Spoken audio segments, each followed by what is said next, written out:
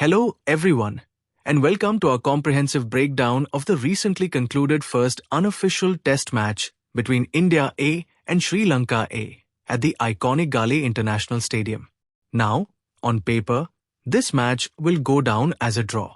But if you look deeper into the 4 days of grueling red ball cricket that just unfolded in Lanka, this was an absolute goldmine of information for the Indian selectors. A tours are never just about forcing a result on a platched day 4 track. They're about pressure testing the next generation of Indian cricket talent, seeing who can adapt to subcontinental turners, and finding out who is truly ready to make that massive leap into the senior national side. In today's review, we are going to dive deep into the strategic blueprint of this game, dissect the massive positives that should put a smile on the faces of the Indian management, analyze the glaring negatives and areas of concern, look at the historical significance of the India pathway, and finally, close things out by rating every single Indian player out of 5 for their performance in Gale. Let's start with the bright side, because India completely dominated the first innings of this match, putting up a mammoth 452 for 6 declared. The biggest positive from day one was undoubtedly B. Sai Sudharsan. Opening the batting, or rather anchoring the top order at number 3, he showed immense maturity. He constructed a masterful 132 off 175 balls, laced with 19 boundaries.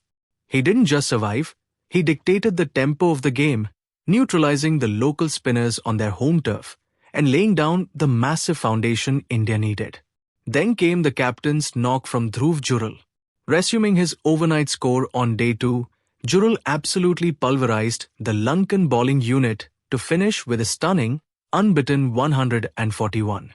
His ability to build a 116-run partnership with Shaq Rashid, followed by an 86-run lower-order partnership with Harsh Dubey, showed that he has the tactical brain to bat with both established batsmen and tailenders. His 13 fours and a 6 proved that his defensive shield is as elite as his attacking instinct. Adding to the batting success, Shaq Rashid's resilient 63 in the first innings was a massive tick in the box for middle-order stability. On top of that, bowling all-rounder Harsh Dubey contributed a vital 30 off 51 balls in the first innings and added a quick-fire stand on day 4.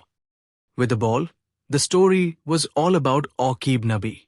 The domestic sensation ran through the Sri Lanka a lower order, bagging a stellar 4 for 58.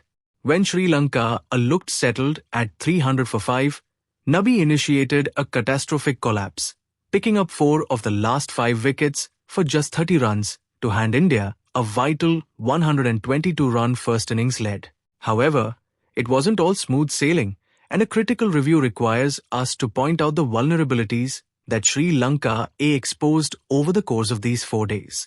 The most alarming negative for India was the injury to Sai Sudharsan. After his brilliant first innings century, he walked out to bat in the second innings, but had to retire hurt on just 7 runs during the 4th over.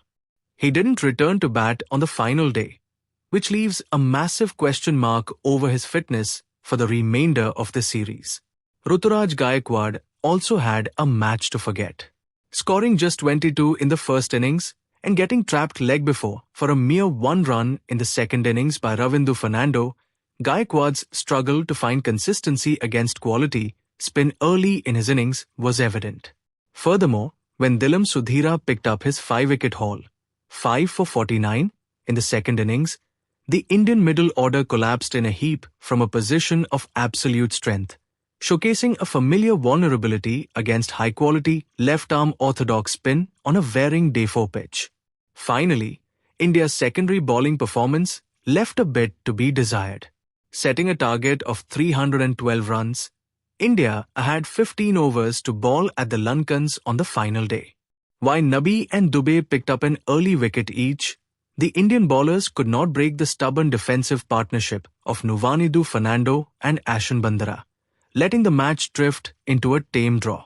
Now, let's get into the player performance matrix with our player ratings out of 5 for the Indian players who featured heavily in this first unofficial test.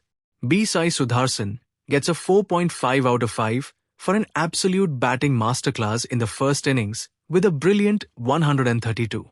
He controlled the game perfectly, and the only deduction is for the unfortunate injury that cut his second innings short. Captain Dhruv Jurel also earns a 4.5 out of 5, leading from the front with an unbeaten 141 that served as a masterclass in long-form batting while showing excellent game management and wicket-keeping skills throughout the match. Aqib Nabi scores a 4 out of 5 as the standout bowler for India. His spell of 4 for 58 broke the spine of the Sri Lankan middle and lower order, ensuring India took a massive first innings lead, and he added another wicket on the final day. Shaq Rashid secures a 3.5 out of 5, looking extremely solid in the first innings with a vital 63 to support Jurel, and getting a decent start in the second innings as well before falling to Sudhira.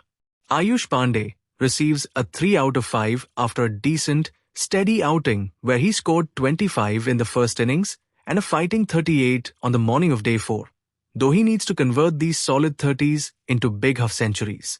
Harsh Dubey also gets a 3 out of 5, showing good all-round potential with a useful 30 in the first innings and picking up 2 wickets for the match with his left-arm finger spin.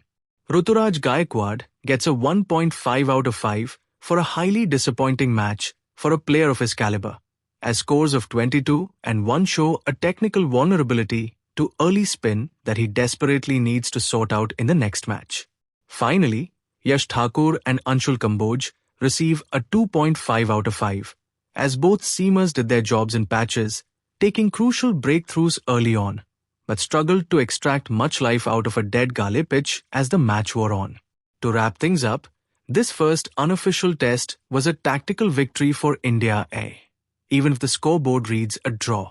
India asserted total dominance with a bat in the first innings, uncovered a lethal red ball weapon in Aqib Nabi, and proved that their bench strength remains incredibly robust. The main areas of focus moving forward into the second match will be checking on Sai Sudharsan's fitness, demanding a bigger performance from the experienced Ruturaj Gaikwad, and finding a way to bowl out a stubborn opposition on a wearing day 4 track. The pipeline created by the Dravid era is alive and well, and these young boys are putting their hands up for national selection. Thank you all for listening, and let me know in the comments below who you think is ready to debut for the senior Indian Test side next.